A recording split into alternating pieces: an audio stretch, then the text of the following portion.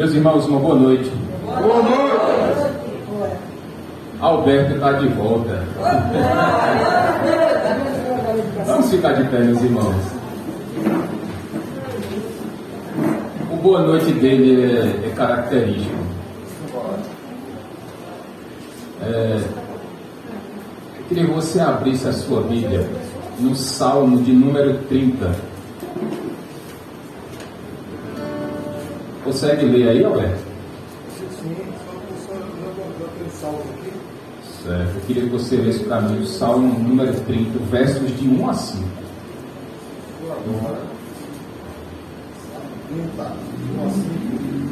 Quando você encontrar, dê um amém aí, bem bonito. Amém. Você pode ler, por favor, Alberto? Salmo de número 30, versos de 1 a 5. Eu te exaltarei, Senhor, pois tu me resgataste e não deixaste que meus inimigos se divertissem à minha custa. Senhor meu Deus, a ti clamei por socorro e tu me curaste. Senhor, tiraste-me da sepultura, prestes a descer a cova, proveito a vida. Cantem louvores ao Senhor, vocês, aos seus fiéis. Louvem o seu santo nome, pois sua ira só dura um instante, mas o seu favor dura uma vida toda. O choro pode persistir uma noite, mas de manhã irrompe a alegria. Eu não sei como é que os irmãos chegaram na igreja essa noite. Possivelmente o choro não tem durado só uma noite, não. É possível que o choro esteja durando há muitas e muitas e muitas noites. Mas sabe qual é o conselho do salmista? Cantem louvores ao seu Deus, exultem no seu Deus, porque se por um lado a ira de Deus, ela é passageira, o seu favor dura para todo sempre. Esse choro pode até durar uma noite, meus irmãos, mas certamente pela manhã a alegria estará de volta, porque as misericórdias do Senhor se renovam a cada amanhecer.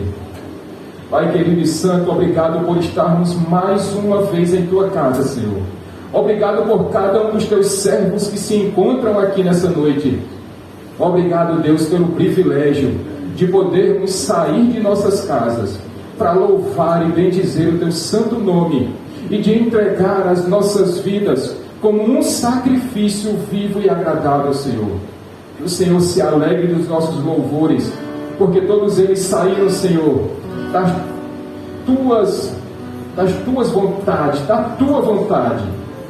E certamente, Senhor, nossas bocas agora se abrirão para louvar aquele que é o Rei dos Reis e o Senhor dos Senhores. Queria que você desse a sua melhor salva de palmas para Jesus, por favor.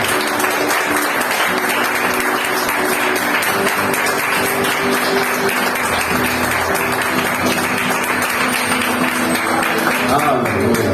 E com toda alegria, entregue o seu melhor louvor a Deus, em nome de Jesus.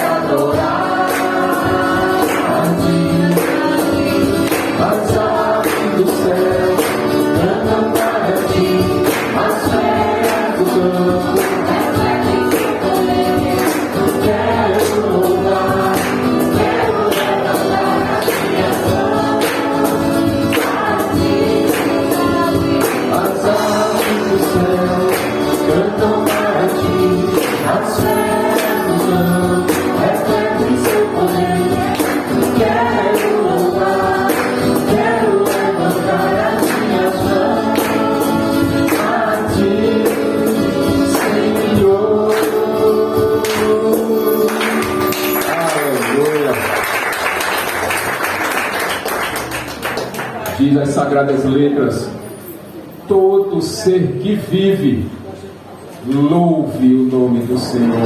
Toda criatura se derrame aos seus pés. E se até as aves do céu, se até os animais do campo, se até os seres aquáticos louvam a Deus, fica bem ao povo do Senhor louvar ao seu Deus. Continuemos cantando, meus irmãos, com toda a alegria do nosso coração.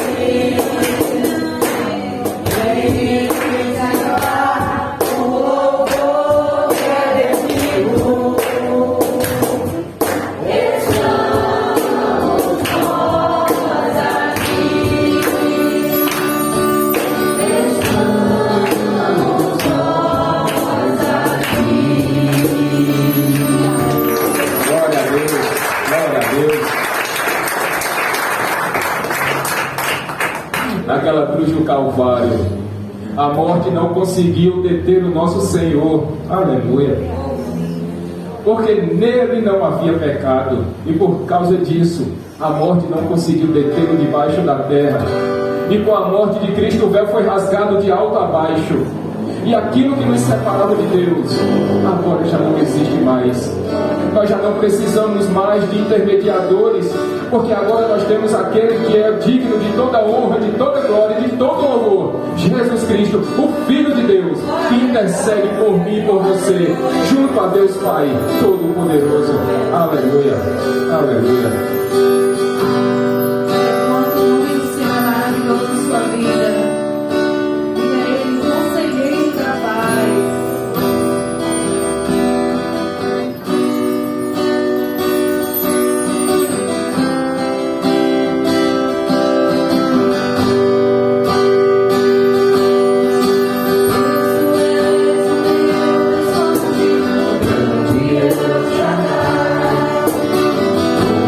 Oh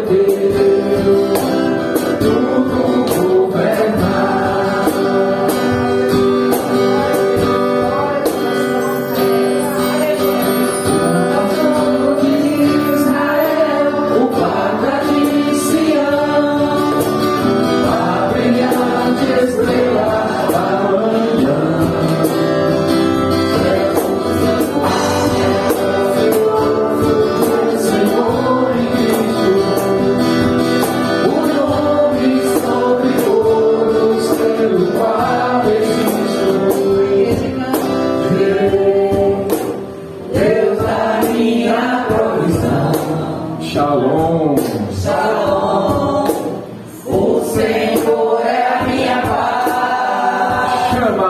Chama, Deus presente sempre. Eu, Elion, outro igual não há. Rafa, meu Senhor, e cura toda dor. Diz que no Yahvé minha justiça é. Elohim, Deus, no controle está, meu Deus, tudo governar. Aleluia. Glória a Deus. Estes são apenas um dos muitos nomes do nosso Deus, que além de todos esses continua sendo eterno, Deus maravilhoso, Pai da eternidade, todo-poderoso, imortal, imutável, onisciente, onipresente, onipotente, o único que tem poder e autoridade para perdoar pecados, o único que tem poder e autoridade para nos garantir a vida eterna, porque Ele próprio é o Deus eterno, e tudo que existe é dele, por Ele e para Ele. Aleluia.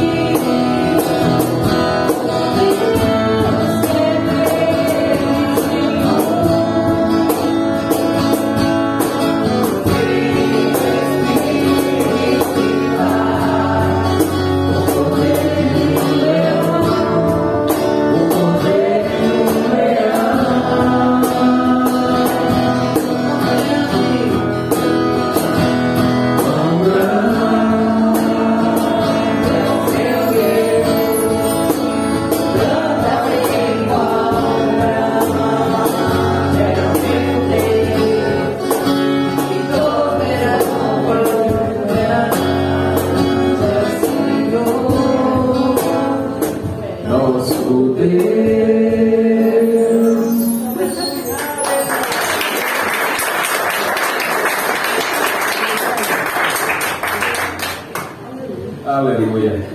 De vez em quando o Bluetooth dá uma. De vez em quando o Bluetooth corta o sinal. Mas louvado seja Deus, que no final das contas a igreja conhece o louvor. E todos nós cantamos juntos. É assim mesmo. De vez em quando o Bluetooth falha, mas a gente continua. Em nome de Jesus. Mais alguma? Amém. Vamos sentar, meus irmãos. Se puder acender as lâmpadas aí agora. Muito obrigado. Muito obrigado. Meus irmãos, hoje nós temos motivos, muitos motivos de alegria aqui na igreja. temos o retorno de algumas pessoas que caminharam conosco. Eu acredito que toda a igreja conheça o irmão Francisco, a sua esposa Mércia e a sua filha Yasmin. Acredito que quase toda a igreja conheça. Eu particularmente não os conheço ainda, mas faço questão de no final do culto conversar com os irmãos. E ainda que vocês conheçam essa igreja melhor do que eu, como é que nós vamos dizer para os nossos queridos convidados de casa, meus irmãos? Que Deus te abençoe, rica e abundantemente.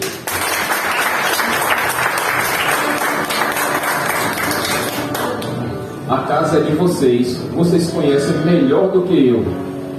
E a família é a mesma, com alguns componentes novos, é verdade, mas somos ainda a mesma família, temos ainda a mesma identidade.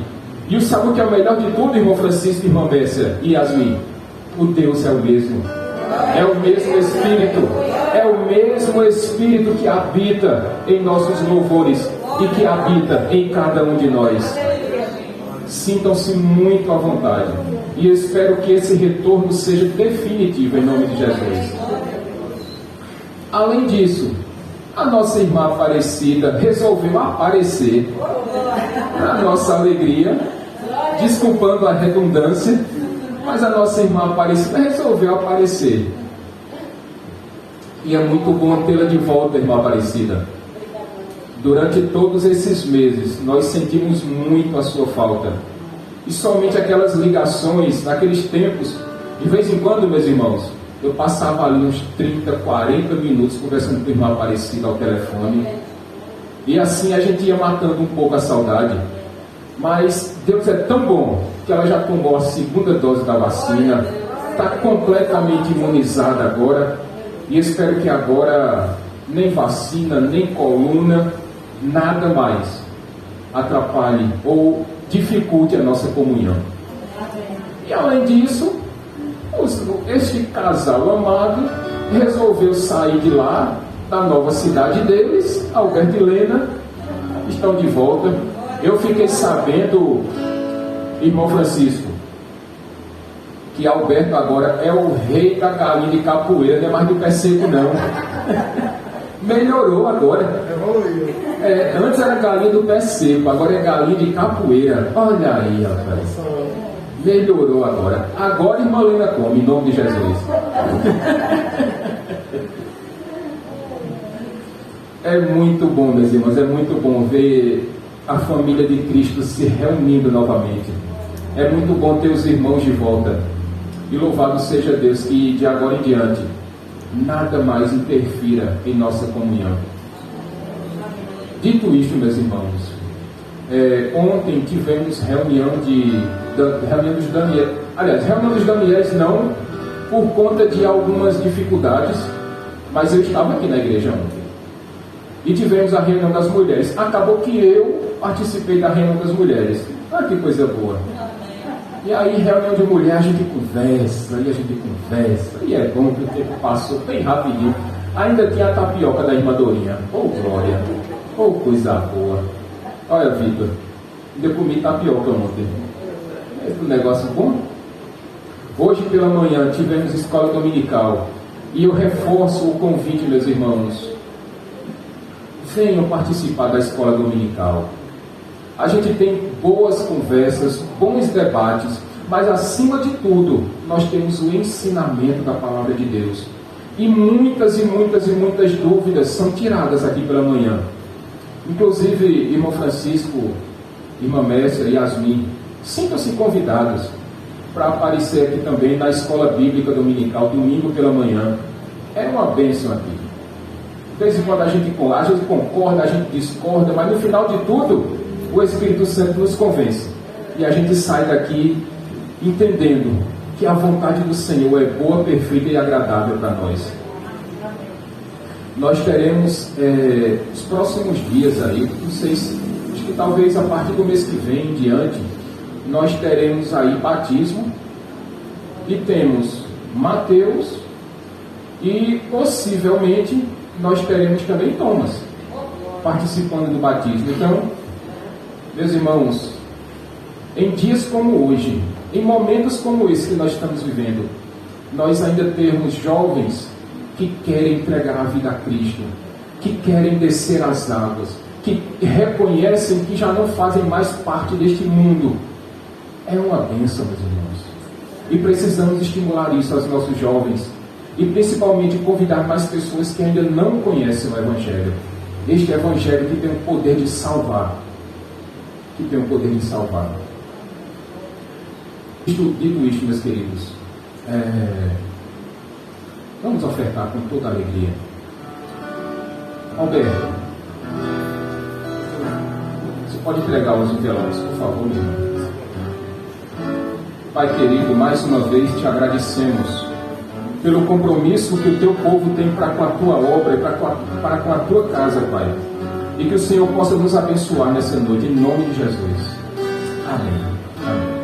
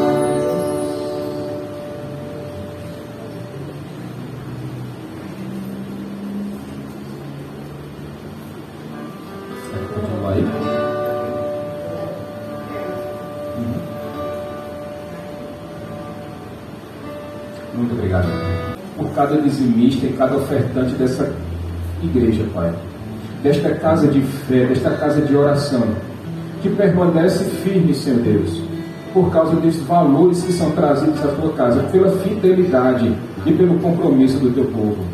E mais uma vez, nessa noite, para a honra e glória do teu nome, nós te agradecemos, meu Senhor. Amém. Amém. Só mais um pequeno aviso, para eu não esquecer de jeito nenhum. Primeiro sábado, agora do mês de setembro, vai ter um encontro de homens na nossa igreja, lá do Cristo Redentor. E nós fomos convidados pelo pastor Augusto para que nós também façamos parte dessa reunião. Por isso, homens, organize a sua agenda, coloque aí na sua agenda, primeiro sábado de setembro, eu acho que vai ser dia 4, se eu não me engano. Se organize, vai ser às 7h30 da noite, lá na igreja do Cristo Redentor. E vai ser tão importante, meus irmãos, se a nossa igreja daqui do Valentina puder comparecer também. Certamente eu estarei lá, mas eu queria também que mais irmãos da igreja estivessem comigo lá. Posso contar com os irmãos? Homens. Eita, que amém xoxo da vida. Alberto talvez esteja em Mogeiro, até entendo. Os homens estão com a fome. É verdade. Não tem problema não. Daqui para lá, a gente vai arrastar esses homens para lá, em nome de Jesus. Amém. Amém. Os homens estão com a fome aqui, misericórdia, Jesus. Meus irmãos, abra sua Bíblia no livro do profeta Daniel, capítulo 11. Hoje nós chegamos no penúltimo capítulo deste livro, que tanto tem me abençoado, e eu espero que também esteja abençoando a igreja. porque tem sido ensinamentos tão preciosos. Pode ficar sentado, meus irmãos, pode ficar sentados hoje. A leitura é um pouco longa, então deixa só o leitor de pé. Deison, entendeu? É todo o capítulo 11, meu irmão, por favor. Do 1 ao 45. E no primeiro ano de Dário, rei dos Medos, ajudei-o e dei-lhe apoio. Agora, pois, vou anunciar a vocês a verdade. Outros 3 reis aparecerão na Pérsia, e depois virá um 4º rei, que será bem mais rico do que os anteriores. Depois de conquistar o poder com sua riqueza, instigará todos contra o reino da Grécia. Então surgirá um rei guerreiro, que governará com grande poder e fará o que quiser. Logo depois de estabelecido, o seu império se desfará e será repartido entre os 4 ventos do céu. Não passará para os seus descendentes, e o império não será poderoso como antes, pois será desraigado e entregue a outros. O rei do sul se tornará forte, mas um dos seus príncipes se tornará ainda mais forte que ele, e governará o seu próprio reino com grande poder. Depois de alguns anos, eles se tornarão aliados. A filha do rei do sul fará um tratado com o rei do norte, mas ela não manterá o seu poder. Tampouco ele conservará o dele. Naqueles dias, ela será entregue à morte com sua escolta real e com seu pai, e com aquele que a apoiou. Alguém da linhagem dela se levantará para tomar meu lugar. Ele atacará as forças do rei do norte e invadirá sua fortaleza, lutará contra elas e será vitorioso. Também tomará os deuses deles, as suas imagens de metal e os seus utensílios valiosos de prata e de ouro, e os levará para o Egito. Por alguns anos ele deixará o rei do norte em paz. Então o rei do norte invadirá as terras do rei do sul, mas terá que se retirar para a sua própria terra. Seus filhos se prepararão para a guerra e reunirão um grande exército que avançará como uma inundação irresistível e levará os combates até a fortaleza do rei do sul. Em face disso, o rei do sul marchará furioso para combater o rei do norte, que o enfrentará com um enorme exército, mas apesar disso, será derrotado. Quando o exército for vencido, o rei do sul se encherá de orgulho e matará milhares, mas o seu triunfo será breve, pois o rei do norte reunirá outro exército maior que o primeiro. Depois de alguns anos, voltará a atacá-lo com um exército enorme e bem equipado.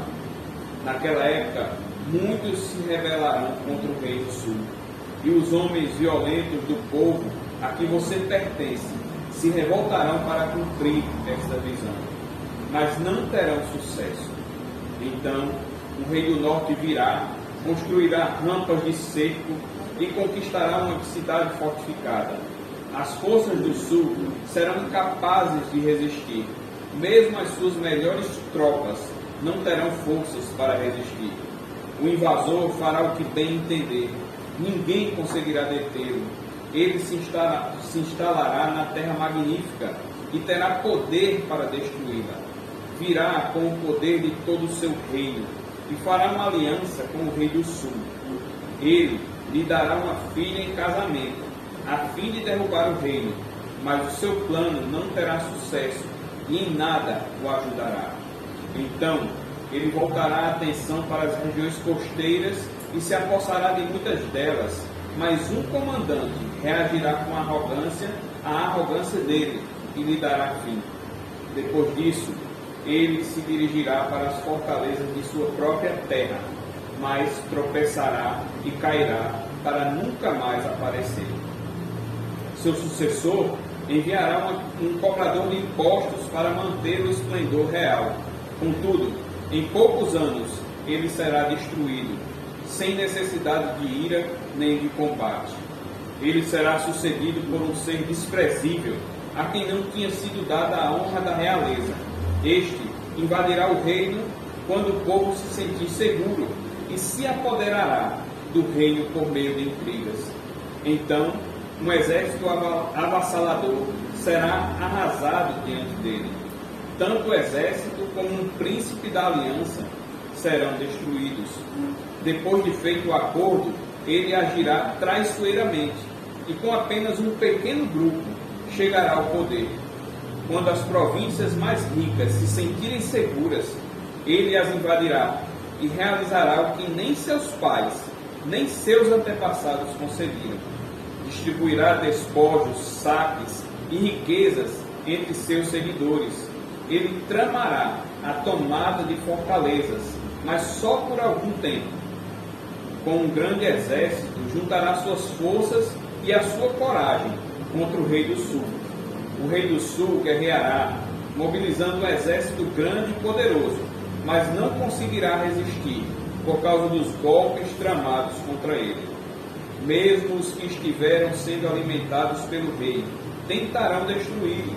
Seu exército será arrasado e muitos cairão em combate. Os dois reis, com seu coração inclinado para o mal, sentarão à mesma mesa e mentirão para o outro, mas sem resultado, pois o fim só virá no tempo determinado. O rei do norte voltará para a sua terra com grande riqueza, mas o seu coração estará voltado contra a Santa Aliança. Ele empreenderá ação contra ela e depois voltará para a sua terra. No tempo determinado, ele invadirá de novo o sul, mas desta vez o resultado será diferente do anterior. Navios das regiões da costa ocidental se oporão a ele e ele perderá o ânimo. Então despejará sua fúria contra a Santa Aliança e, voltando, tratará com bondade aqueles que abandonarem a Santa Aliança. Suas forças armadas se levantarão para profanar a fortaleza e o templo, acabarão com o sacrifício diário e colocarão no templo o sacrilégio terrível. Com lisonjas corromperá aqueles que tiverem violado a aliança. Mas o povo que conheceu o seu Deus resistirá com firmeza. Aqueles que são sábios instruirão a muitos, mas por certo período cairão à espada e serão queimados, capturados e saqueados. Quando caírem, receberão uma pequena ajuda, e muitos que não são sinceros se juntarão a eles. Alguns dos sábios tropeçarão para que sejam refinados, purificados e alvejados até a época do fim, pois isso só acontecerá no tempo determinado. O rei fará o que bem entender, ele se exaltará e se engrandecerá acima de todos os deuses, e dirá coisas jamais ouvidas contra os deuses, contra o Deus dos deuses. Ele terá sucesso até que o tempo da ira se complete, pois o que foi decidido irá acontecer. Ele não terá consideração pelos deuses dos seus antepassados, nem pelo Deus preferido das mulheres, nem por Deus algum, mas se exaltará acima de todos eles. Em seu lugar, adorará um Deus das fortalezas, um Deus desconhecido de seus antepassados. Ele honrará com ouro e prata, com pedras preciosas e presentes caros.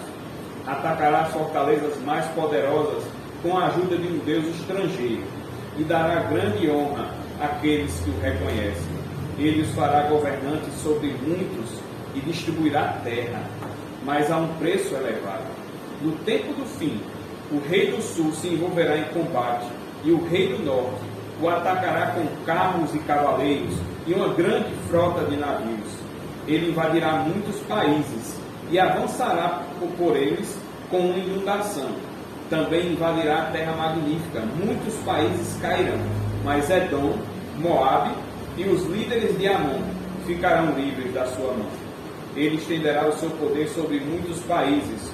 O Egito não escapará, pois esse rei terá o controle dos tesouros de ouro e de prata e de todas as riquezas do Egito.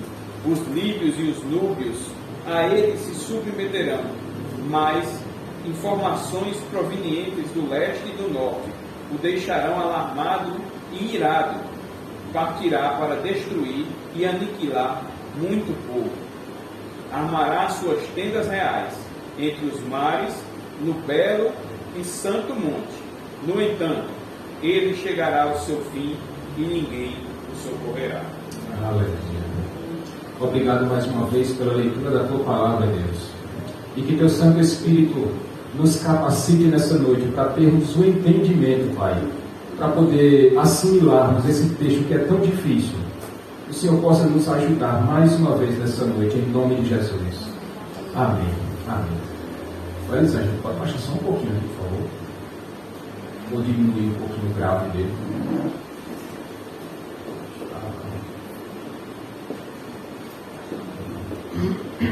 Baixa um pouquinho. Isso. Oi. Melhorou. Meus irmãos, esse capítulo 11 do livro de Daniel, ele é uma continuação do capítulo 10 que nós vimos domingo passado. E é interessante porque no capítulo 10, primeiro versículo, nós vimos que o anjo estava revelando, trazendo uma mensagem profética a Daniel sobre o quê? Sobre conflitos. E o que foi lido nessa noite não é nada mais, nada menos do que vários conflitos que têm acontecido. Mas sabe o que é mais interessante, meus irmãos? É que este livro de Daniel demonstra do primeiro até o último capítulo a soberania de Deus. De que tudo o que acontece está debaixo do controle e da autoridade de Deus. E que nada acontece sem que haja a permissão de Deus. Deus nunca foi pego de surpresa. Deus nunca foi pego no contrapé. E ninguém consegue surpreender a Deus, porque Ele é o Senhor de todas as coisas. E é Ele o Senhor da história. Tudo o que acontece foi determinado por Deus, desde antes da criação do mundo. Por isso, meus irmãos, este capítulo 11 de Daniel demonstra mais uma vez, de forma absoluta, a soberania de Deus. E quando nós chegamos aqui neste capítulo 11, nós percebemos, já aí no versículo 1, que quando tem essa palavra, eu peço que você fique com sua Bíblia aberta, que vai lhe ajudar muito nessa noite. É que quando começa a frase eu, esse eu aí, não é Daniel não. Esse Deus, esse eu, é o anjo que está falando ao profeta Daniel. E o que nós vamos encontrar nessa noite, meus irmãos? Certamente vocês viram pela leitura. São reis, são reinos, são muitos conflitos, são muitas batalhas, são reinos guerreando contra reinos, são homens guerreando com homens. Mas no final de tudo, só vai existir um único vencedor. E o nome dele é Jesus Cristo. É isso que nós veremos no final desta mensagem. Que dentro de todas essas batalhas, irmã Dorinha, irmã Adelaide, irmã Aparecida, só existe um vencedor. É o nosso Senhor. É Jesus Cristo. Mas entrando, meus irmãos, nesses conflitos, nós percebemos aí no versículo 1 que o anjo está falando ao profeta Daniel. E o anjo está dizendo: olha, Daniel, eu vou agora trazer uma mensagem profética para você.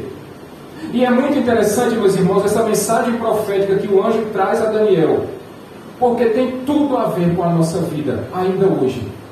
E é isso que eu espero, que o Espírito Santo me capacite para que nós tenhamos esse entendimento nessa noite. Porque o anjo está dizendo aqui: olha, eu venho dizer a você, Daniel, que depois desse rei Dário, o rei Medo-Persa, e o anjo diz que isso, meus irmãos, é coisa que vai acontecer no futuro. E Daniel está tendo o privilégio de conhecer o futuro, antes mesmo, muito antes que ele venha acontecer.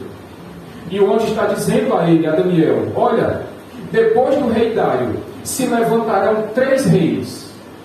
E após esse rei, vai se levantar um 4º rei. E esse 4º rei, ele será muito poderoso. ele será muito rico e ele também vai ser muito conhecido. Quem é esse rei, meus irmãos? Quem? Não é Raimundo Nonato?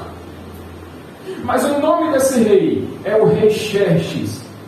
Ou talvez na sua Bíblia você vai encontrar como rei Assuero. E aonde está esse rei, pastor? Lá no livro de Esther, capítulo 1. E este rei muito rico, muito poderoso, Mateus, ele vai dar uma festa para demonstrar todo o seu poder, toda a sua riqueza. Se fosse nas palavras de hoje, esse seria um rei ostentação. Porque esse homem, ele promove uma festa que dura 180 dias. 6 meses de festa. Olha mesmo. Esse rei só vai perder, meus irmãos, para a inauguração da piscina da Irmã Doria, que vai durar quase um ano. A festa quando ele inaugurar a piscina dela. Se esse rei passou 6 meses mostrando a riqueza do seu reino, o poder do seu reino, se prepare, porque a gente vai passar pelo menos os 9 meses tomando banho de piscina e festejando lá a inauguração daquela piscina. Ô glória! Comendo cuscuz com camarão, cocada, din-din e tomando café depois. Aleluia! E tome comida, e tome bebida, e não vai parar não. Pelo menos uns 9 meses. Se prepara, Beto. Vai ter muita galinha de capoeira. A gente vai comer a beça lá. Mas este rei Xerxes, ele demonstra toda a sua riqueza, todo o seu poder, montando um grande exército. E esse grande exército, ele leva para guerrear com um rei grego, que vai ser o próximo império, após o Império Medo-Persa. E já aí no versículo 3, o anjo vai revelar a Daniel. Ele vai dizer, olha Daniel, e após esse quarto rei, vai se levantar um outro, que vai derrotar o Império Medo-Persa. E nós já vimos sobre esse rei aqui na igreja, ao longo da exposição da carta de Daniel. E quem é esse rei que domina o Império Medo-Persa? O rei Alexandre, ou Alexandre o Grande, Alexandre Magno, o imperador, o grande conquistador da sua época, talvez um dos maiores conquistadores de sua época. E nós lembramos, meus irmãos, nas mensagens que nós expomos aqui, que este jovem, 20 anos apenas, quando seu pai, o rei Filipe, morre, e ele assume o trono, e aos 20 anos, ele começa a reinar. E quando esse jovem chega aos seus 32 anos de vida, irmã Aparecida, ele já havia conquistado todo o mundo da sua época. Mas acontece, meus irmãos, que todo poder, toda pompa, todo poderio bélico, armamentista de Alexandre o Grande, também trouxeram problemas para o seu coração. E vai dizer um comentarista bíblico, meus queridos irmãos, que a queda de Alexandre o Grande foi tão avassaladora quanto a sua ascensão, quanto a sua fama. Porque dizem os historiadores que esse rei Alexandre o Grande, ele morreu porque ele bebia muito. Ele bebia demais. E isso provocou sérios problemas de saúde para ele. Mas não apenas isso. A vaidade, a arrogância, o orgulho que estava no coração de Alexandre o Grande fizeram com que ele se ensoberbecesse. E para completar a queda de Alexandre o Grande, ele quis reconstruir a Babilônia, sendo que havia uma profecia para que a Babilônia nunca mais fosse reconstruída. E o resultado nós encontramos aí no versículo 4. Deison, por favor. Logo depois do estabelecido, o seu império se desfará e será repartido entre os 4 ventos do céu. Não passará para os seus descendentes, e o império não será poderoso como antes, pois será desraigado e entregue a outros. Quando Alexandre o Grande morre, pelo fato de ele não ter herdeiros, então todo o seu império, o império greco-macedônio, fica na mão de 4 generais de Alexandre o Grande. E nós também já falamos sobre isso. Mas para nós nessa noite, meus irmãos, é importante nós destacarmos apenas 2 desses 4 generais. Esses que vão fazer toda a diferença no desenrolar deste capítulo. E nós vamos falar sobre um rei chamado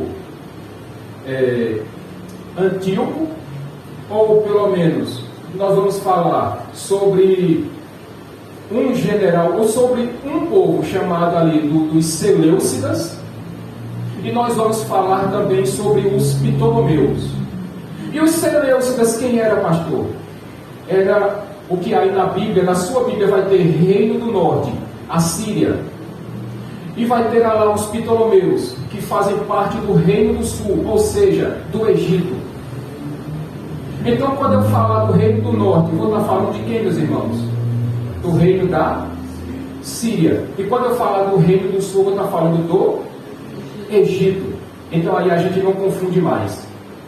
Mas só para que os irmãos tenham uma breve informação, se vocês gostam, para quem gosta de filme, existe um filme, está aí no Google, para quem quiser assistir no YouTube, que fala sobre a vida de Alexandre o Grande. Se você gosta de história, é um bom filme. Se você gosta da história de Alexandre o Grande, vá lá no YouTube, dê uma pesquisadinha lá, e você vai encontrar um filme falando sobre a vida dele. E é interessante que você vai ver lá algumas das conquistas, e até lá mesmo o nome do cavalo de Alexandre Magno. Eu não vou nem dizer o nome aqui, porque é um nome meio estrambólico, mas eu vou deixar para vocês assistirem o filme. E depois vocês me contam o nome do cavalo. A não ser que alguém que saiba. Mas então, meus irmãos, para nós nessa noite, importa nós falarmos de 2 reinos. O Reino do Norte, a Síria, e o Reino do Sul, o Egito. E do versículo 5 até o versículo 20 deste livro, nós veremos, meus irmãos, que este enredo, nem a Rede Globo conseguiu fazer uma novela igual. Porque vai ter tanta intriga, tanto conflito, tanta confusão, que eu duvido que algum autor da Rede Globo consiga desenvolver uma trama como essa. E eu dividi essa trama em 4 cenas. A primeira cena, que vai ali do versículo 5 até o versículo 6, nós vamos encontrar um acordo que o rei do sul, o rei do Egito, tenta fazer com o rei do norte, o rei da Síria. E vai dizer, meus irmãos, nos versículos 5 e 6, que o rei do sul, ele tenta fazer um acordo de paz com o rei da Síria. E qual é a moeda de troca que o rei do Egito usa? A sua filha. Uma filha chamada Berenice. E o mais interessante, meus irmãos, que a estratégia é boa. A ideia aqui é quase perfeita. Faz um acordo de paz, dá a filha em casamento e os 2 reis se tornam amigos, certo? Errado. O problema é que o rei da Síria era casado. E sendo ele casado, certamente teria problemas aí. Mas aí o rei da Síria teve a brilhante ideia, irmã Helena, de se separar da sua primeira esposa, a dona Leonice. E então ele se separa de Leonice e se casa com Berenice. E mais interessante ainda, que eles têm um filho. Mas aí, como nada pode ser tão ruim que não possa piorar mais um pouquinho, o rei do Egito morre. E com a morte do rei, o rei do norte diz: pronto, meu sogro morreu, eu agora vou deixar minha segunda esposa e vou voltar para a primeira. Irmãs, isso vai dar certo? Por quê? Morre o sogro do rei da Síria, Antíoco II, o rei da Síria. E ele volta para a primeira esposa. E Leonice disse: venha, meu querido, que eu lhe recebo de braços abertos. Só que não. Porque quando Antíoco II volta para casa, Leonice mata Berenice. envenena o rei Antíoco II, o seu esposo. E de quebra envenena também o filho que o rei teve com Berenice. Vingança. Ixi, meu Jesus. Ô mulher bruta da pílula. Meu Jesus. Isso não poderia terminar bem. E Leonice mata a segunda esposa do seu marido, mata o seu marido e ainda mata o filho dos dois. Mas aí nós partimos agora, meus irmãos, para a segunda cena. Porque na primeira cena deu tudo errado. O acordo de paz não funciona. Para completar, o rei morre, morre a segunda esposa, morre o herdeiro, morre todo mundo. Mas aí agora nós partimos para a segunda cena desse problema. Porque o rei do Egito, ou seja, o irmão de Berenice, assume o trono. E qual a ideia dele? Vingança. Então, dos versos 7 até o verso 12, nós vamos encontrar aí que o Egito, o reino do sul, agora vai se vingar do reino do norte. Porque o irmão de Berenice, ele toma a decisão de se vingar daqueles que mataram a sua irmã. Veja o que é que diz, só o versículo 7 disso, por favor. Alguém da linhagem dela se levantará para tomar-lhe o lugar. Ele atacará as forças do rei do norte e invadirá sua fortaleza. Lutará contra elas e será vitorioso. Já viu que o acordo não deu certo? E nessa segunda cena, o Egito invade a Síria e domina a Síria, e com isso a vingança é feita. Mas aí tem a terceira cena, meus irmãos. E vocês conhecem aquela terceira lei de Newton, a lei da ação e da reação. Dizem por aí, tapa vai e tapa vem. Se na segunda cena o Egito domina a Síria, agora na terceira cena a coisa se inverte. Agora é a Síria que vai se vingar do Egito. E então neste momento, meus irmãos, surge um rei chamado Antíoco o Grande, rei da Síria. E ele se junta com muitos soldados, ele prepara um grande exército. E ele junta esse grande exército, ele junta também armas. E quando ele percebe que está com forças para dominar o Egito, então ele vai adiante. E ele vai de encontro ao rei do Egito. E ele derrota o rei do Egito. E com isso ele conquista agora o Egito. Aparentemente está empate, não é? Mas tem uma quarta cena ainda. Dos versos 17 até o verso 20. Agora existe uma nova tentativa de acordo.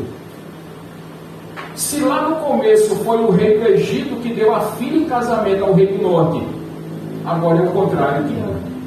Agora é o rei da Síria que dá uma filha dele para o rei do Egito, para que acontecesse aqui um acordo. Mas aqui tem um diferencial, meus irmãos. Porque o acordo que o rei da Síria, Antíoco o Grande, queria fazer, dando a sua filha, chamada Cleópatra, em casamento ao rei do Egito, chamado Ptolomeu V.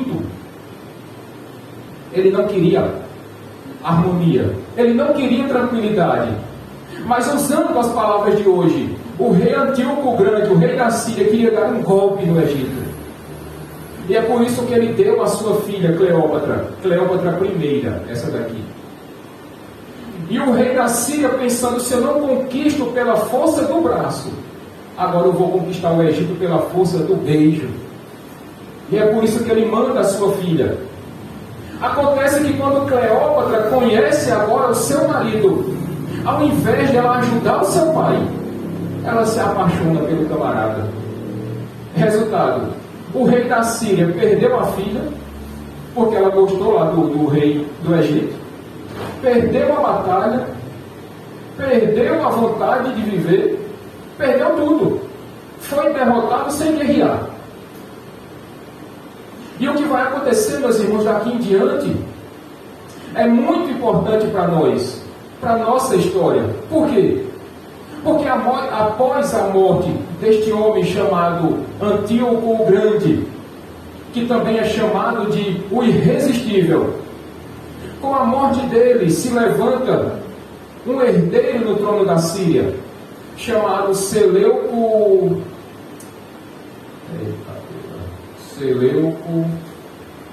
Filopater. Esse nome bonito?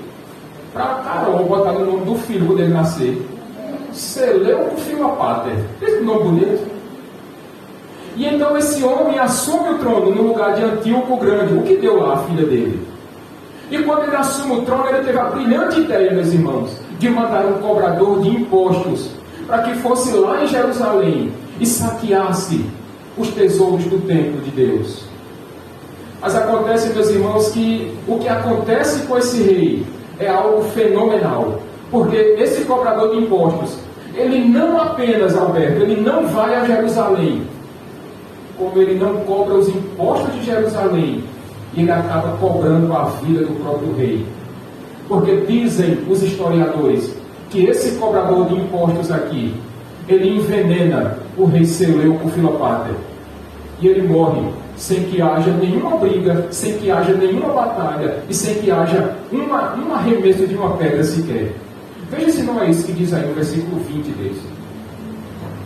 Seu sucessor enviará um cobrador de impostos para manter o esplendor real.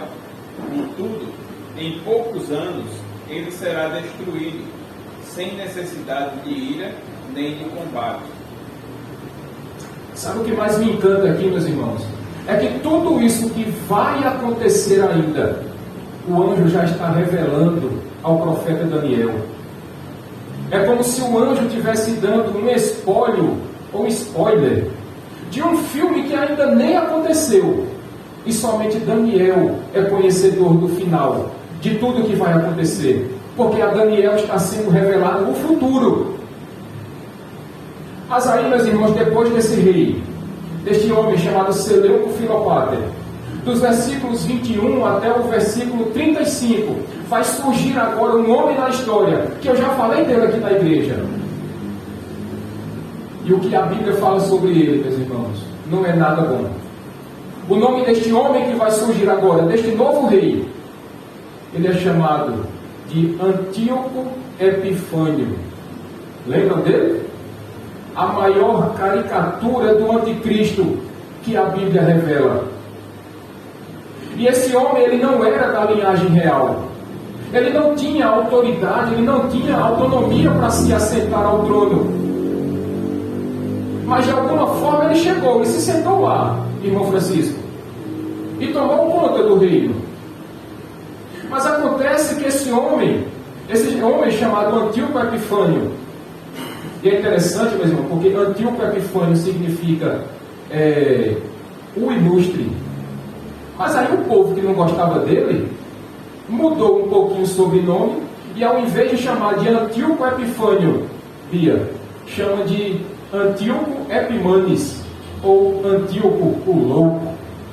Se ele se achava muito ilustre, Cícera, o povo chamava ele de louco. Mas além de louco, vai dizer o texto aí, no versículo 21, que ele era um homem desprezível. E desprezível, meus irmãos, porque assim que ele assume o trono da Síria, ele já parte para guerrear com o Egito. E quando ele se encontra com os exércitos do Egito, ele agora começa a se infiltrar neste exército. Ele começa a buscar aliados, homens que iam trair o reino do Egito. E veja aí o que é que diz o verso 24 deles. Quando as províncias mais ricas se sentirem seguras, ele as invadirá e realizará o que nem seus pais, nem seus antepassados conseguiram. Distribuirá despojos, saques e riquezas entre seus seguidores. Ele tramará a tomada de fortalezas, mas só por algum tempo. Este homem ele consegue conquistar, meus irmãos, tudo aquilo que nenhum outro rei conseguiu. De forma muito traiçoeira, de forma muito vil, muito ardilosa. Ele conseguiu vitórias que nenhum outro rei conseguiu. Mas de forma muito traiçoeira, conquistando aliados dentro dos próprios povos que ele conquistava. Tanto que dos versículos 25 ao versículo 27, Vai dizer o texto aí que ele, quando vai lutar contra o Egito, ele chama aqueles soldados que se vendem a Antíoco Epifânio. Eles traem o reino do Egito. E com isso Antíoco Epifânio consegue conquistar o Egito. E não nos enganemos, porque esse homem era muito mau. Ele matou muita gente para que ele pudesse tomar o poder no Egito, do Reino do Sul. Dos versículos 28 até o versículo 30, Daniel agora nos apresenta que depois que ele vai guerrear contra o Egito, agora Antíoco Epifânio, ele mira as suas armas para Jerusalém. E quando ele chega em Jerusalém, meus irmãos, ele faz a mesma coisa que ele havia feito com o rei do Egito.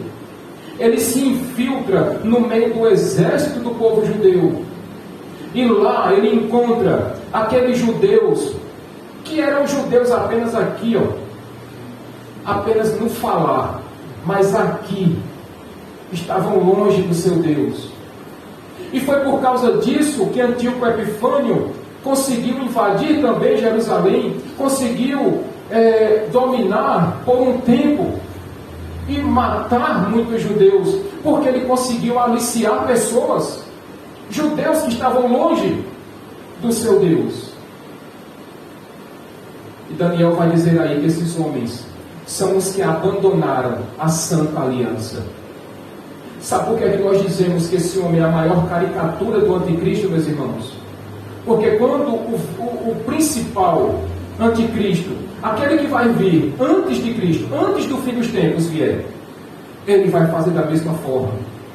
Aqueles cristãos que se dizem cristãos apenas de boca, mas que não vivem pelo Evangelho, que não entregaram as suas vidas a Jesus Cristo, e que muitas vezes estão nas cadeiras, nos bancos das igrejas, somente para marcar presença, são estes que o anticristo virá e chamará para o seu exército, para perseguir o povo de Deus.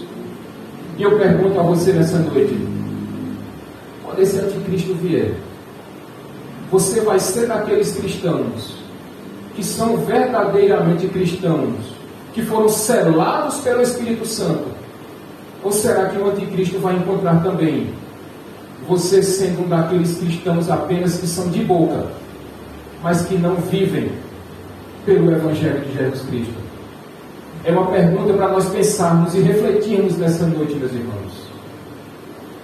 Mas aí então nós chegamos no versículo 31, e talvez esse seja o ponto mais dramático dessa invasão de Antíoco Epifânio, porque vai dizer no versículo 31 que ele profanou o templo de Deus, ou seja, ele promoveu sacrilégios no templo de Deus, dos quais nós podemos dizer que ele pegou a imagem de um ídolo e colocou dentro do templo de Deus.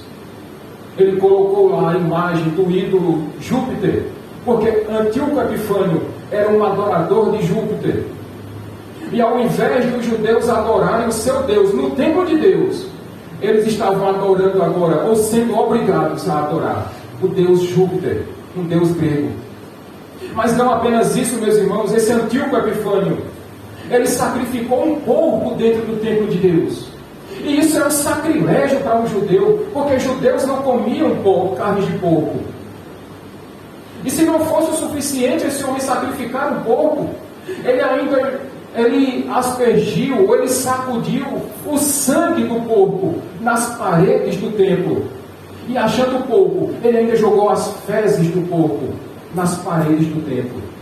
E obrigava os sacerdotes de Deus a comerem aquela carne de porco, ou comiam ou morreriam.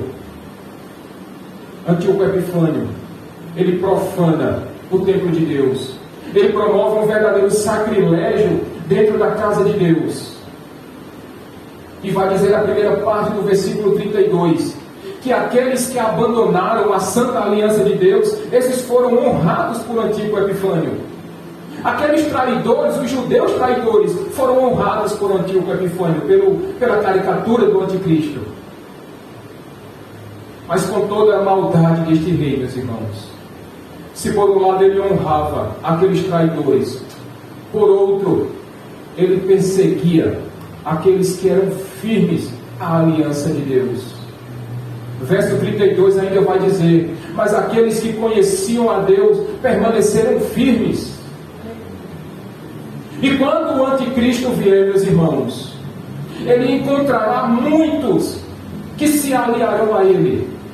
Mas louvado seja Deus que ainda tem aqueles que conhecem a Deus e que vão permanecer firmes, e que não vão se curvar diante da perseguição, e que não vão dobrar os seus joelhos diante da matança, diante das prisões, diante das ameaças que nós sofreremos um dia, quando esse anticristo voltar, ou quando ele vier. Tinha aqueles que conheciam a Deus, e não era conhecer só de ouvir falar, não, irmã Aparecida. Eram aqueles que conheciam a Deus porque tinham experiência com Deus, tinham vivência com Deus. E eles permaneciam firmes, mesmo diante do fio da espada, mesmo diante da ameaça de morte deste homem, Antíoco Epifânio. E ainda mais, versículo 33 vai dizer que os sábios se levantaram e começaram a pregar a palavra de Deus. E nós temos certeza, meus irmãos, com base nas Escrituras Sagradas, que quando este anticristo vier, ainda haverá um remanescente no meio do povo de Deus, que não vai se curvar diante da tribulação, que não vai se render diante da perseguição. E tem homens e mulheres que vão se levantar e vão pregar a palavra de Deus, e vão discipular pessoas, e não vão se curvar diante daquele que é a representação do anticristo. Precisamos permanecer firmes, meus irmãos, ainda que isso custe a nossa vida, e vai custar, porque muitos serão mortos, outros serão perseguidos, outros tantos serão aprisionados, mas aqueles que foram selados pelo Espírito Santo de Deus, esses não vão dar um passo atrás, e esses não vão desistir de servir ao seu Deus. Mas veja o que diz aí o verso 34 deles, por favor. Quando caírem, receberão uma pequena ajuda, e muitos que não são sinceros se juntarão a eles. Dizem os historiadores que foi neste exato momento que se levantou uma força de oposição a Antíoco Epifânio lá em Jerusalém. E nós vimos que em outras mensagens, nós vimos que se levantou uma família em Jerusalém, a família dos Macabeus, governado, capitaneado pelo chefe da família, irmão Francisco, irmã Messia, um homem chamado Matias Macabeus. E ele promove uma verdadeira oposição a Antíoco Epifânio. Ele resiste às investidas deste homem tirano. Acontece que Matias Macabeus morre, mas o filho dele, Judas Macabeus, continua na batalha. E diz a Bíblia que este jovem Judas Macabeus, junto com outros tantos homens, tamanha a oposição que eles fizeram, eles ganharam essa batalha. E eles restauraram o culto a Deus no templo de Deus. E eles restauraram o sacrifício a Deus no templo de Deus. Porque é assim que vai acontecer. Quando o anticristo vier, haverão homens de Deus e mulheres de Deus que não vão permitir que o templo de Deus seja profanado. Haverá uma resistência, meus irmãos. A grande questão é: seremos nós que vamos participar dessa resistência? Ou será que nós vamos ficar de braços cruzados, olhando as coisas acontecerem? O que mais me encanta, meus irmãos, é que Daniel era um idoso. E Daniel deve ter ficado de boca aberta, ouvindo tantas coisas, tantos conflitos que o anjo estava revelando nessa mensagem profética a ele. Coisas que iriam acontecer no futuro.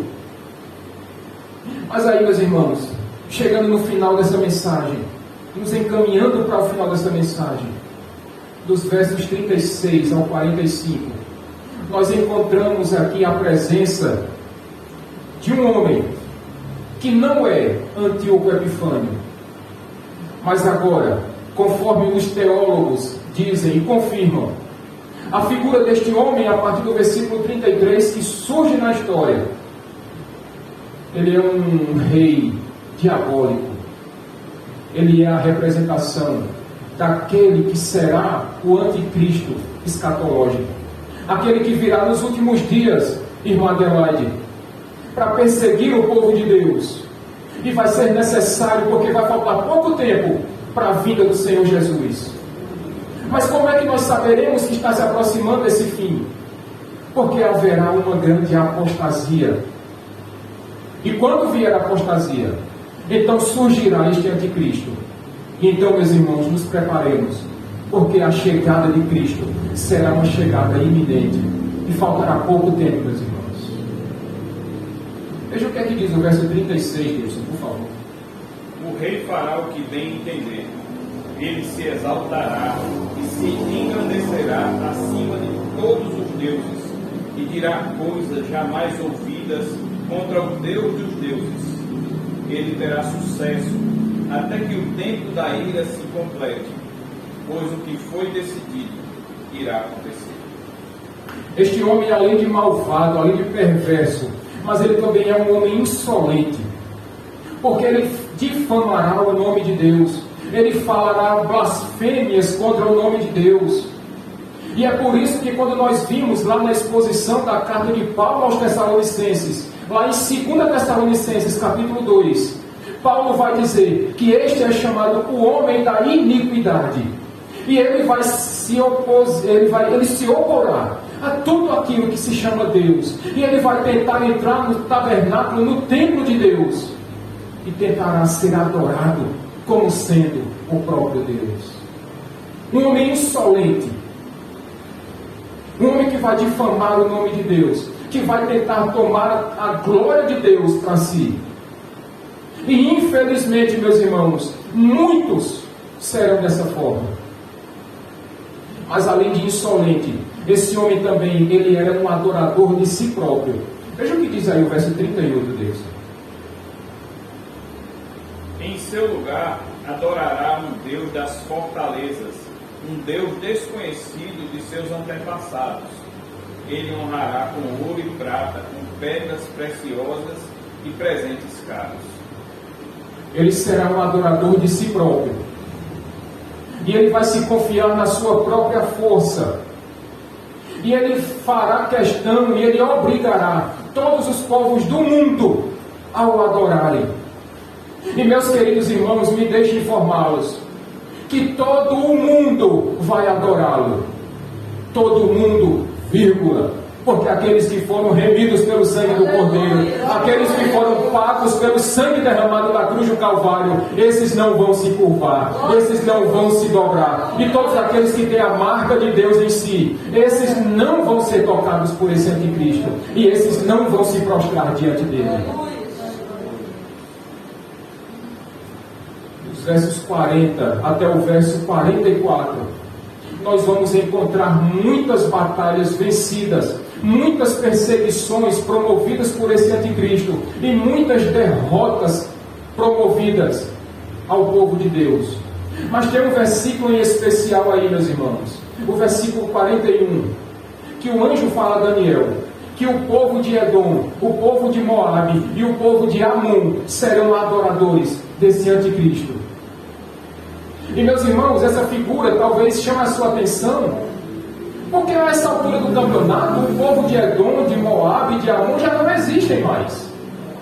Mas isso é apenas uma representação daqueles que serão contra Cristo, daqueles que não gostam de Cristo, daqueles que são os ateus, os rebeldes, e todos eles se aliarão ao anticristo. E a essa altura do campeonato, meus irmãos, só haverá na face da terra duas igrejas: a igreja de Cristo e a igreja do anticristo.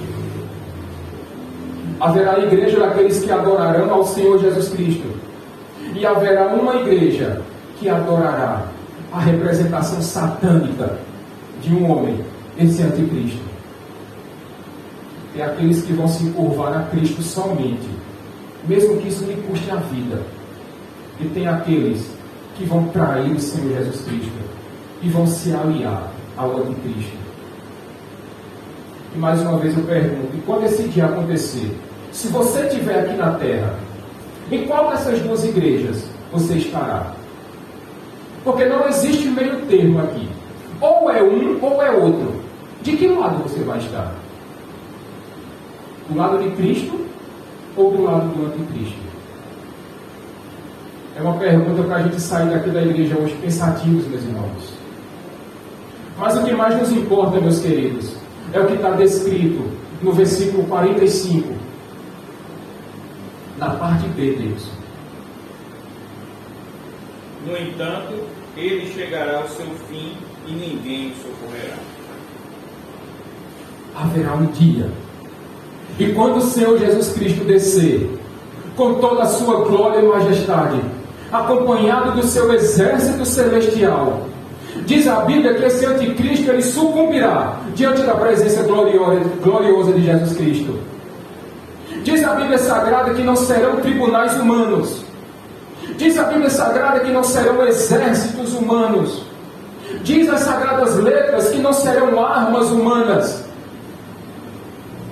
Mas a Escritura Sagrada diz, meus irmãos, que quando Jesus Cristo descer, com toda glória e majestade, pela segunda e última vez, e será apenas assim, ó, com o sopro da boca de Cristo, o Cordeiro de Deus, que derrotará Satanás e derrotará o anticristo, e não haverá escapatória para ele. Diz a Bíblia Sagrada que esse será um dia terrível para o anticristo, porque da boca do Cordeiro de Deus, daquele que é o Rei dos Reis e o Senhor dos Senhores, sairá da boca dele uma espada que derrotará o inimigo, que derrotará o anticristo.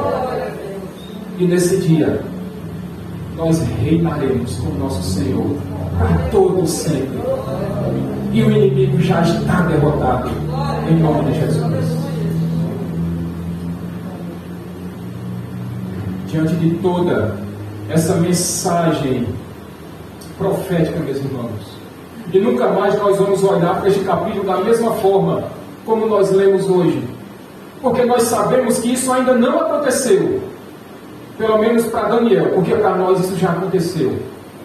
Mas a primeira lição, o primeiro ensinamento que eu trago nessa noite é que nós podemos confiar plenamente na Escritura Sagrada, porque, meus irmãos, essa revelação que Daniel está tendo, o que o anjo está revelando para Daniel, ainda iria acontecer 400 anos à frente de Daniel, até quando vai chegar o rei Antíoco Epifânio. E além disso, o anjo está revelando o que vai acontecer nos últimos dias a Daniel, quando virá o verdadeiro anticristo, aquele que vai ser derrotado pelo nosso Senhor Jesus Cristo. E se a Bíblia ela é inerrante, ela é infalível, ela não se contradiz, então nós podemos crer que tudo isso que está escrito é verdadeiro. E por que aconteceu? É porque Deus está no controle. E se nós cremos que essa história é verdadeira e de fato foi verdadeira, porque isso tudo aconteceu, nós podemos também confiar na Bíblia, quando ela fala sobre o pecado, quando ela fala sobre o sacrifício de Cristo, quando ela fala da redenção dos nossos pecados, quando ela fala da justificação pela fé somente, e quando ela disse que quando Jesus voltar, nós reinaremos com Ele para todo sempre. A segunda lição que eu quero trazer para a igreja essa noite é que nós podemos confiar na soberania de Deus, porque tudo o que acontece na história já foi determinado por Deus desde antes da criação do mundo, e nada fugiu do controle do nosso Deus. Ainda que muitas vezes nós não vejamos a presença de Deus, ainda que muitas vezes nós achemos que Deus está calado, está quieto, está omisso, mas, meus irmãos, nada foge do controle do nosso Deus. Tudo acontece pela permissão dele, e nada consegue pegá-lo desprevenido. Deus está no controle de todas as coisas, e você pode confiar nisso com toda a sua força. Mas há um terceiro e penúltimo ensinamento nessa noite, meus irmãos. É que se o que nós vimos nessa noite foram muitos conflitos, eu não posso enganá-los, porque o que virá pela frente é algo ainda muito pior. Muito pior. Nós estamos vivendo em que século, meus irmãos? 20 e quanto? 21. E a gente acha que agora que tem pandemia, e talvez seja o pior momento que nós estejamos vivendo. Pois me deixe dizer a vocês, que o século passado, século XX, foi o pior ano para os cristãos. Foi o ano em que houve a maior matança de cristãos em toda a história. Os 19 séculos que se passaram, se juntar todos os cristãos mortos do século I, depois de Cristo, até o século XIX, se juntar todos, não consegue igualar aos cristãos que foram mortos apenas no século XX. A perseguição por parte, meus irmãos, dos comunistas ateus, dos nazistas, dos fascistas, e principalmente nos últimos dias da religião islâmica, tem matado muitos cristãos. E o que nós estamos passando hoje, ainda que seja muito difícil, mas não se compara à dificuldade, às perseguições e às tribulações que nos aguardam nos tempos futuros.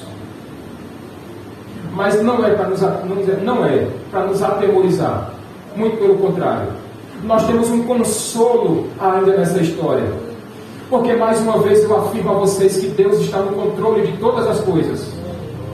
Se você ler o verso 27, o verso 29 e o verso 35, vai ter uma palavrinha lá dizendo que tudo foi determinado por Deus. As coisas só aconteceram no tempo determinado por Deus.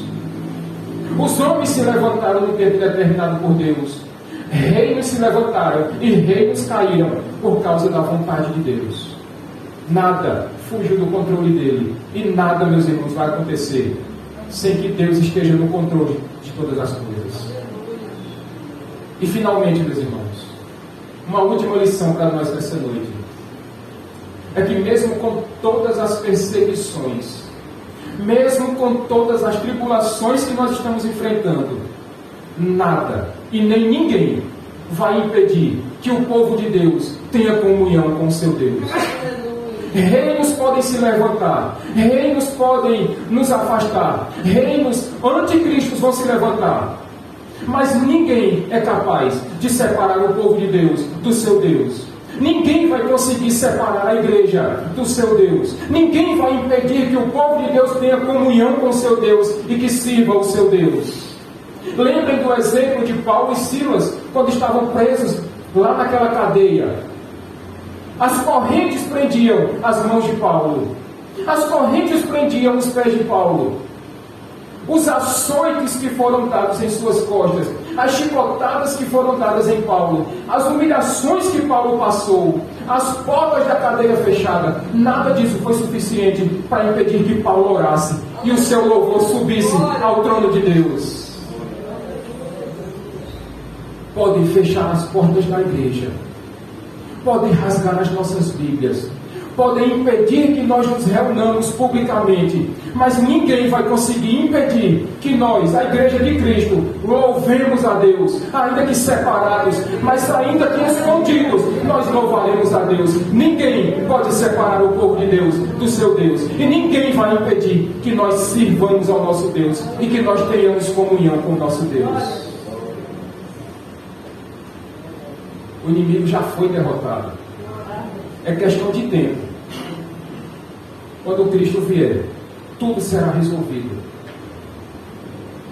E nós temos essa convicção, meus irmãos, de que o fim está próximo.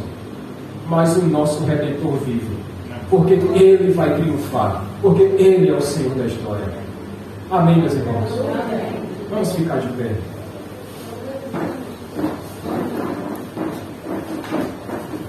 Depois de uma longa mensagem como essa, e difícil mensagem, meus irmãos, eu convido você a fazer um exame, um autoexame. Se esse último dia fosse hoje, de que lado da igreja você estaria? Da igreja que vai servir a Deus e não vai retroceder? Ou será que você vai ser um daqueles que vão ser dominados pelo anticristo e que vai ser um dos adoradores daquela encarnação de Satanás? De que lado da história você vai ficar? Eu espero que você fique do lado certo, do lado de Jesus Cristo. Mas avalie a sua vida e veja como está a sua comunhão com o seu Deus. Veja como está sendo o seu serviço a Deus, se está sendo agradável ao seu Senhor. Irmão Francisco, por favor, você pode passar os elementos da Santa Ceia, meu irmão? E enquanto isso, avalie a sua vida e veja em que área da sua vida precisa haver uma correção, para que você se amolde àquele que será o exército de Cristo, em nome de Jesus. Muito obrigado.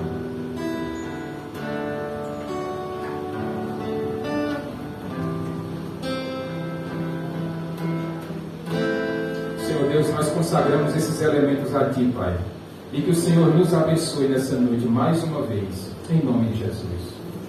Pode passar.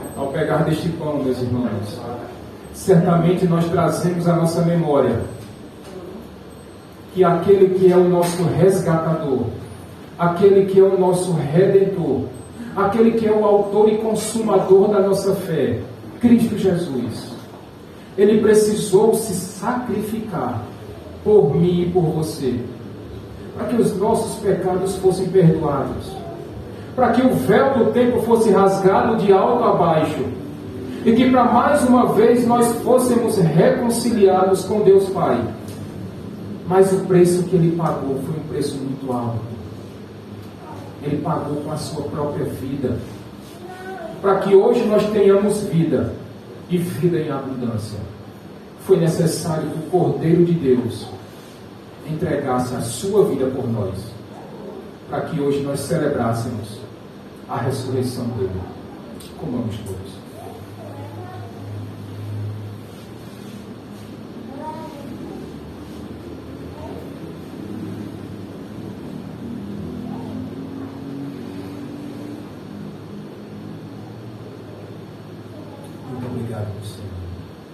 Muito obrigado porque nós não éramos merecedores de tão grande amor, de uma prova tão grande, tão cabal, da tua graça e da tua misericórdia sobre nossas vidas. Muito obrigado, Pai. E da mesma forma, quando nós pegamos desse cálice, nós lembramos que aquele sangue que foi derramado na cruz do Calvário não era para ter sido derramado. Ou melhor, meus irmãos, deveria ter sido derramado, porque se aquele sangue não fosse derramado, nós não teríamos sido purificados. Se aquele sangue não tivesse sido derramado, nós agora não seríamos mais alvos que a neve. E quando Deus olha para nós agora, aquelas manchas do pecado já não mais existem, porque foi o sangue de Cristo que nos lavou e nos purificou. Pegamos todos.